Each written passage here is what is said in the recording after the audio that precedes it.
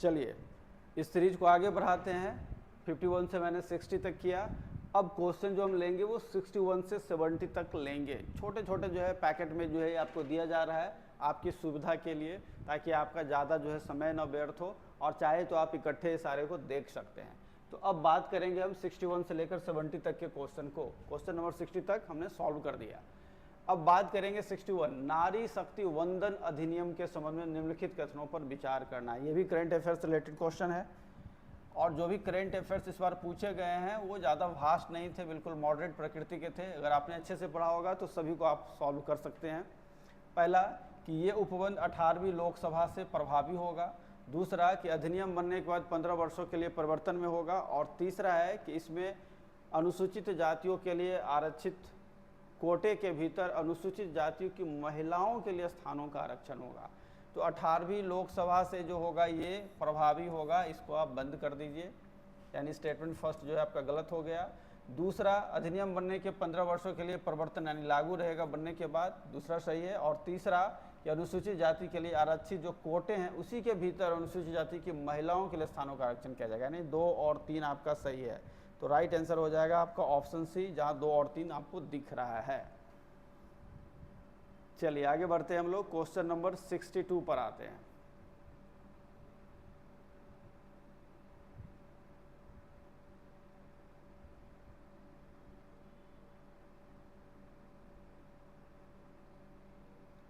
Question number जो 62 है, कहता है कि अभ्यास मित्र शक्ति 2023 की बात कर रहा है, पिछले वर्ष। निम्नलिखित में से कौन सा स्टेटमेंट सही है इससे जुड़ा हुआ? ये भारत और बांग्लादेश के बीच संयुक्त सैन्य अभ्यास है। दूसरा कह रहा है कि शुरुआत इसकी जो पुणे में हुई, ओंध में। और तीसरा कह रहा है कि आतंकवाद विरोधी अभियानों के दौरान संयुक्त प्रक्रिया इस अभियान का एक लक्ष्य था। और चौथा कह रहा है कि वायुसेना जो है इस अभ्यास का एक हिस्सा थी, इंडियन एयरफोर्स। तो पहला स्टेटमेंट जो है आपका वो रॉन्ग हो गया, क्योंकि इसमें बांग्लादेश पार्टिसिपेट नहीं करता, इसमें पार्टिसिपेट करता है श्रीलंका। तो पहला स्टेटमेंट तो आपका हो गया गलत। दूसरा, इसकी शुरुआत पुणे में ओंध में हुई, बिल्कुल सही है। और तीसरा भी सही है कि आतंकवाद विरोधी अभियान के दौरान संयुक्त प्रतिक्रिया है। और चौथा है कि इसमें इंडियन एयरफोर्स ने भी भाग लिया। तो स्टेटमेंट 2, 3 और 4 ये तीनों सही हैं। तो आप देख लीजिए राइट आंसर क्या होना चाहिए। तो राइट आंसर आपका होना चाहिए ऑप्शन डी, जिसमें रखा है 2, 3 एंड 4। ठीक है, चलिए अगले प्रश्न पर बढ़ते हैं हम लोग। क्वेश्चन नंबर 63,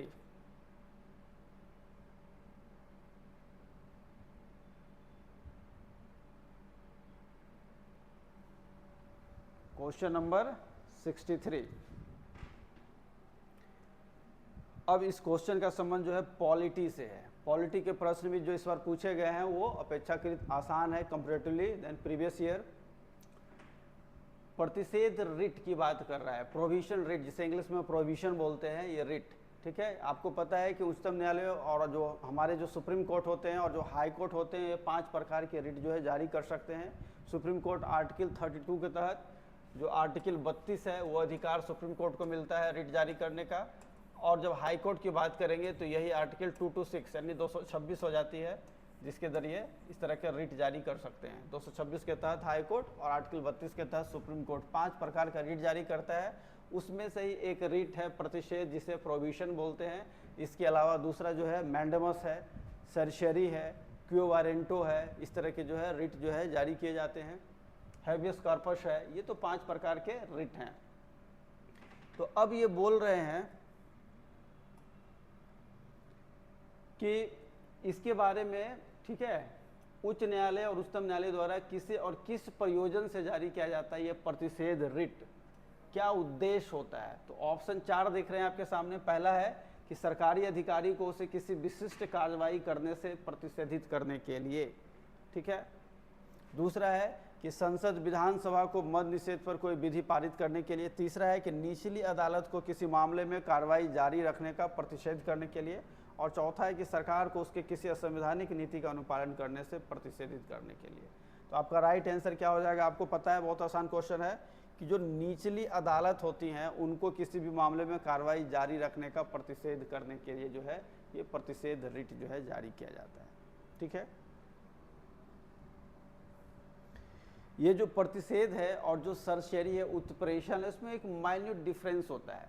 जैसा कि आप देख रहे हैं कि प्रतिषेध भी जो है क्या होता है, जो अथॉरिटी होता है, जो निचली अदालतें होती है, लोअर कोर्ट जो होती है, इसके खिलाफ जो है जारी किया जाता है, और सरशेरी जो होता है, उत्प्रेषण जो होता है, वो भी उसी के खिलाफ जारी किया जाता है। दोनों में एक माइन्यूट डिफरेंस क्या होता है, ये जो प्रतिषेध है किसी मामले में कार्रवाई जारी रखने का प्रतिषेध, मामले में अगर कार्रवाई चल रही हो तो उसको बीच में रोक दिया जाता है, ऐसा जो है इसके लिए प्रतिषेध रिट जो है जारी किया जाता है। यानी कि मामले में डिसीजन नहीं आया है और बीच में ही कार्रवाई को रोक दिया गया, प्रतिषेध के जरिए स्टे कर दिया गया कि अब उस पर कार्रवाई आप नहीं करेंगे, अब जो हायर कोर्ट यानी कि हाई कोर्ट या सुप्रीम कोर्ट अब करेगी। दूसरा जो सरशेरी की बात करें, जिसे हम उत्प्रेषण कहते हैं, रिट कहते हैं, वो तब जारी होगा इसी निचली अदालत के खिलाफ जब मामले में आपने डिसीजन यानी कि लोअर कोर्ट ने डिसीजन दे दिया है और डिसीजन को एग्जीक्यूट किया जाना है, तो उसके एग्जीक्यूशन को रोकने के लिए जो हमने सरशेरी रिट जो है जारी करेंगे, जिससे उसका एग्जीक्यूशन जो उन्होंने डिसीजन दिया है वो निर्णय लागू नहीं होगा, वो रुका हुआ रहेगा। इसके अलावा मैंडेमस है, जिसे आप परमादेश कहते हैं, क्यू वारेंटो है, हैबियस कार्पस है, जिसे बंदी प्रत्यक्षीकरण करते हैं। तो बंदी प्रत्यक्षीकरण रिट जो होता है, किसी व्यक्ति को जब अनैतिक रूप से या इलीगल वे में बंदी बना लिया जाता है और मजिस्ट्रेट के सामने उसे उपस्थित नहीं कर रही है, पुलिस अपने कस्टडी में रखी हुई है, तो ऐसे स्थिति में जो है कोर्ट जो है बंदी प्रत्यक्षीकरण रिट जारी करता है, हैबियस कार्पस। उस व्यक्ति को कोर्ट के समक्ष प्रस्तुत किया जाए और किन आधारों पर उसे बंदी बनाया गया ये बताया जाए, अपना जो एडवाइजर है, जो वकील है, उससे वो मिलने दिया जाए, इसके लिए वो जारी किया जाता है। ठीक है। इसके अलावा मैंडेमस है, जिसे आप परमादेश कहते हैं, और साथ ही साथ अधिकार परीक्षा है। ठीक है। अधिकार परीक्षा जो होता है वो जब कोई व्यक्ति गलत तरीके से किसी संवैधानिक या किसी पोस्ट पर काबिज हो जाता है, किसी पद पर काबिज हो जाता है जिसके लायक नहीं है वो, तो अधिकार परीक्षा जो है जारी किया जाता है। इसमें बोला जाता है कि किस अधिकार से आप इस पद पर जो है बने हुए हैं, आपको ये पद छोड़ना चाहिए, तो अधिकार परीक्षा जारी जाता है। और परमादेश में जो है अधिकारी को जो है डायरेक्ट किया जाता है, डायरेक्शन दिया जाता है कि आपको जो अधिकार दिया गया अपने कर्तव्यों का सही तरीके से निर्वहन करें, नहीं तो आपके खिलाफ हम एक्शन लेंगे। तो अधिकारियों के खिलाफ परमादेश यानी मैंडेमस जारी किया जाता है। तो ये हो गए रिट। ठीक है। चलिए अब अगले क्वेश्चन की ओर बढ़ते हैं। Question number 64।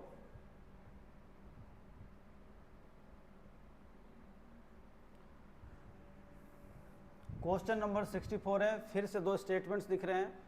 पहला कह रहा है कि वह राज्य का राज्यपाल है जो कि उस राज्य के किसी भी समुदाय को अनुसूचित जनजाति के रूप में मान्यता देता है और घोषित करता है। ठीक है। दूसरा स्टेटमेंट है कि किसी राज्य में अनुसूचित जनजाति के रूप में घोषित किसी समुदाय के लिए यह आवश्यक नहीं है कि दूसरे राज्य में भी ऐसा हो। और ये दोनों स्टेटमेंट्स क्या है, तो पहला जो स्टेटमेंट है बिल्कुल सही है कि राज्य का राज्यपाल जो होता है वही उस राज्य के किसी समुदाय को एसटी या एससी कैटेगरी में मान्यता दे सकता है, ये घोषित कर सकता है, यह अधिकार राज्य के राज्यपाल को है। और दूसरा स्टेटमेंट भी सही हो जाता है कि अगर किसी राज्य में राज्यपाल के द्वारा किसी व्यक्ति विशेष को या वर्ग विशेष को अनुसूचित जाति या जनजाति के कैटेगरी में रखा गया है, तो इसका मतलब ये नहीं है कि सारे देश में ये लागू हो जाएगा, क्योंकि राज्य का जो राज्यपाल होता है वो अपने स्टेट के अंतर्गत ही उसका बॉस होता है। ठीक है। संवैधानिक प्रमुख है, तो वो भी जो भी चीज़ लागू होगा वो पर्टिकुलर उस स्टेट में ही लागू होगा। जैसे मान लीजिए यदि बिहार की हम बात करें, तो बिहार में यदि किसी क्लास को हम एससी और एसटी में वहाँ के राज्यपाल के द्वारा मान्यता दी जाती है तो बिहार के अंतर्गत वो माना जाएगा। इसका मतलब नहीं है कि झारखंड और यूपी और दूसरे स्टेट में भी या केंद्र सरकार भी इसे मानेगी। तो स्टेटमेंट्स दोनों जो है ट्रू हैं, इसलिए आपका राइट आंसर हो जाएगा ऑप्शन सी। दूसरा एक चीज़ ये होता है कि यदि नेशन वाइड यानी देश के स्तर पर एससी और एसटी समुदाय की जो है गणना हो और किस वर्ग को उसमें रखा जाए, इसकी हम बात करेंगे, तो राज्यों से सलाह परामर्श केंद्र सरकार लेती है। ठीक है। प्रेसिडेंट ऑफ इंडिया लेता है और आज अपना अपना सलाह देते हैं। उन सलाह पर विचार विमर्श करने के बाद प्रेसिडेंट ऑफ इंडिया जो अप्रूव कर देती है, और जब वो अप्रूव कर देगी तो उस कैटेगरी के सारे लोग जो है अपने एससी और एसटी कैटेगरी में आ जाएंगे और वो पूरे नेशन वाइड पूरे देश में लागू होगी, देश के प्रत्येक कोने में वो लागू हो जाती है। तो उसका प्रोसेस थोड़ा डिफरेंट हो जाता है। जबकि राज्य के अंतर्गत जो है ये अधिकार राज्यपाल को है कि उस किसी भी कैटेगरी को इसमें डाल सकती है। चलिए अगले प्रश्न पर बढ़ते हैं हम लोग। Question number 65।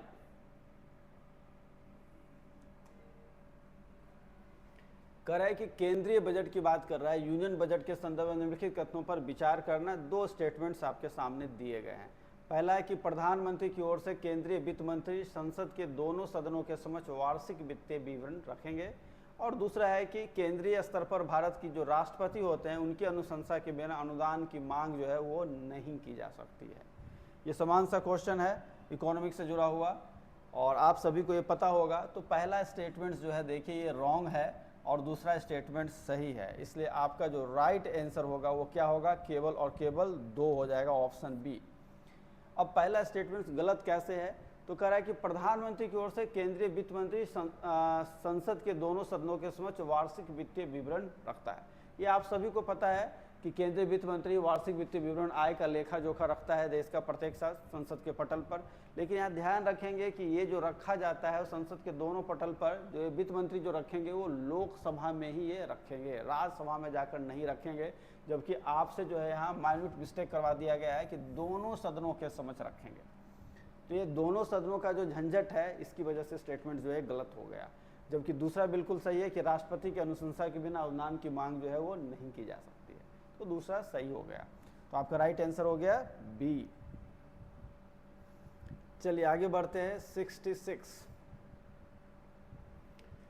का निम्नलिखित में से कौन द इंडिया वे और वाई भारत मैटर्स पुस्तक के लेखक हैं। ये भी करंट से रिलेटेड है, अगर करंट आपने पढ़ा होगा तो आपको पता होगा। इसके लेखक जिन चारों में से कौन है, तो सुब्रमण्यम जयशंकर जो है इन्होंने लिखा है द इंडिया वे और वाई भारत मैटर्स, ठीक है। और जयशंकर के नाम से तो सभी परिचित ही हैं, तो बताने की ज़रूरत नहीं है, काफ़ी रेनाउंड पर्सनालिटी हैं अभी हमारे देश में। तो चलिए आगे बढ़ते हैं हम लोग, क्वेश्चन नंबर 67 पर आते हैं। एक बॉक्स दिख रहा है आपको, एक और देश है और दूसरी ओर समाचार में रहने का कारण बताया जा रहा है। पहला जो है बॉक्स में अर्जेंटीना को दिखाया गया है नंबर 1, और इसे बोल रहा है कि सबसे खराब आर्थिक संकट के दौर से गुजर रहा है, इसलिए समाचारों में है। तो पहला स्टेटमेंट जो है इसका जो बोल रहा है एक तरीके से वो करेक्ट है। दूसरा जो है कह रहा है कि सूडान है और कह रहा है कि देश की नियमित सेना और सैनिक बल के बीच युद्ध हो रहा है, इसलिए चर्चा में है। तो दूसरा भी बिल्कुल सही है। सूडान के बारे में पता है कि वहाँ तख्ता पलट हो गया है और जो नियमित सेना है और अर्धसैनिक बल है दोनों के बीच में युद्ध भी चल रही है। तीसरा स्टेटमेंट तुर्की से रिलेटेड है कि तुर्की के बारे में कह रहा है कि नाटो की अपनी सदस्यता उसने निरस्त कर दी है, जो कि बिल्कुल फॉल्स है। आपको पता है कि नाटो जो ऑर्गेनाइजेशन है वो 1949 में इसका जो है गठन किया गया था, ये पता ही है। और अभी अगर बात करेंगे तो कुल जो है 32 मेंबर्स हैं, 32 देश इसके सदस्य हैं, जिसमें तुर्की भी शामिल है। अभी हाल फिलहाल में 2024 में जो लेटेस्ट देश सदस्य बना है 32वां, वो है स्वीडन के द्वारा इसकी सदस्यता को हाल फिलहाल में ग्रहण किया गया है। 32वां सदस्य देश है नाटो का। तो आप देख लीजिए पहला और दूसरा सही है, तीसरा गलत है। तो क्या हो जाएगा, कौन सुमेलित है, तो केवल 2 युग्म, केवल 1 युग्म, केवल सभी 3 युग्म, कोई युग्म नहीं। तो आपका राइट आंसर हो जाएगा बी, केवल 2 युग्म, यानी कि पहला और दूसरा, ये 2 सही सुमेलित है। चलिए आगे बढ़ते हैं हम लोग, क्वेश्चन नंबर 68 पर आते हैं।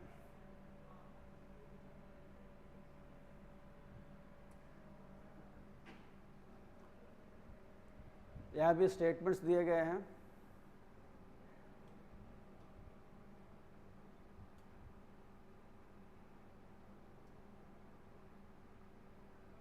इसे क्लियर होने देते हैं।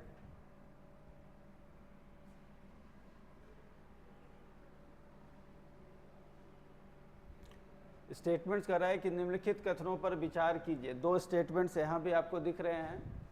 एक दिख रहा है कि सुमेद पाइपलाइन जो करंट से जुड़ा हुआ है, यूरोप को जाने वाली फारस की खाड़ी के तेल और प्राकृतिक गैस नौभार जो शिपमेंट है एक रणनीतिक मार्ग है। दूसरा कह रहा है कि सुमेद पाइपलाइन लाल सागर को भूमध्य सागर से जोड़ता है। 2 स्टेटमेंट दिए गए हैं और नीचे कह रहा है कि कथन है। तो ये जो सुमेद पाइपलाइन है ये कहाँ है, यूरोप को जाने वाली फारस की खाड़ी के तेल और प्राकृतिक गैस नौभार के लिए एक रणनीतिक मार्ग है, यानी पहला स्टेटमेंट बिल्कुल जो है सही कह रहा है। ये जो सुमेद देख रहे हैं, जो सुमेद पाइपलाइन है ये मिस्र में अवस्थित है और एक तरफ सुएज कैनाल है, ठीक है, एन सखना है, एक तरफ जो है मिस्र में अवस्थित है जो सुएज कैनाल है, और दूसरी तरफ मेडिटेरियन सी में जो है एक दूसरा जो है पोर्ट है उस पोर्ट के बीच में ये सुमेध पाइपलाइन है, जिसके जरिए जो है आपका तेल का जो है, ऑयल का जो है एक्सपोर्ट जो है इंपोर्ट जो है होता है। ठीक है, तो पहला सही है। अब ये कह रहा है कि लाल सागर और भूमध्य सागर को, तो लाल सागर नहीं बल्कि जो है ये सुमेध पाइपलाइन जो है, अब सुएज कैनाल जो है रेड सी में स्थित है, तो ये जो है फारस की खाड़ी और भूमध्य सागर के बीच में एक वैकल्पिक रास्ता प्रदान करेगा, जिससे जो है बिना सुएज कैनाल में जाए हुए फारस की खाड़ी से भूमध्य सागर होते हुए हम यूरोप जो है जा सकते हैं। यानी दूसरा स्टेटमेंट जो है आपका जो है क्या हो गया, वो इनकरेक्ट हो गया। तो कथन फर्स्ट सही नहीं है और कथन 2 सही है। अब सी नंबर में दे रहा है कथन फर्स्ट सही है और कथन 2 सही नहीं है। राइट आंसर आपका हो गया सी।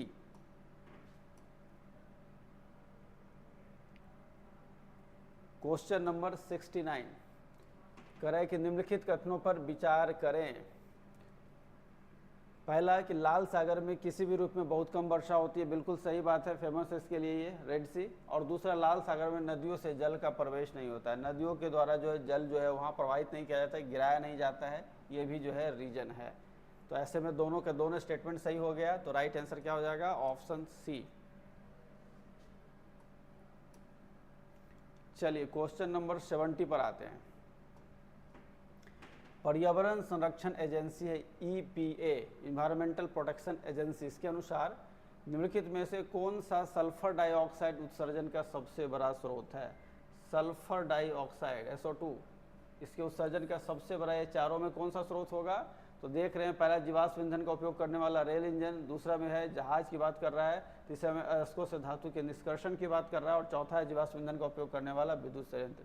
तो इन चारों में जो सबसे ज़्यादा कैपेबल है, जो सबसे ज़्यादा सल्फर डाइऑक्साइड का उत्सर्जन कर सकता है, वो है ऑप्शन डी, यानी कि विद्युत संयंत्र। जो जीवाश्म ईंधन से, फॉसिल फ्यूल से चलता है, जैसे कोयला वैले से चलता है, वो सबसे ज़्यादा सल्फर डाइऑक्साइड जो है वो इमिट करेगा, उसका उत्सर्जन कर सकता है।